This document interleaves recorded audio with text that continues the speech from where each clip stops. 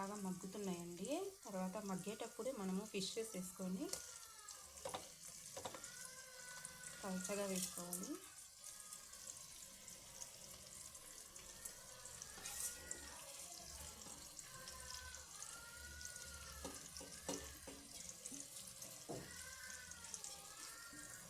చేపలు కొంచెం బాగా ఫ్రై అయిన తర్వాత మిక్స్ చేసుకోవాలి. మనం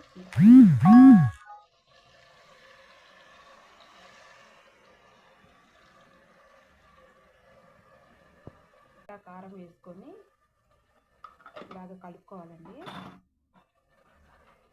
రెండు వేయించుకొని పొడి చేసి పెట్టుకున్నానండి. ఆ పొడి కూడా 2 స్పూన్లు వేసుకోవాలి. ఇప్పుడు బాగా మిక్స్ చేసుకోవాలండి. పులుసు బాగా దగ్గర పడ్డ తర్వాత ఆయిల్ బాగా పైకి వస్తుందండి. లాస్ట్లో కొత్తిమీర వేసుకొని దింపేసుకోవటమే. అంతే, ఎంతో రుచికరమైన ఫిష్ కర్రీ రెడీ.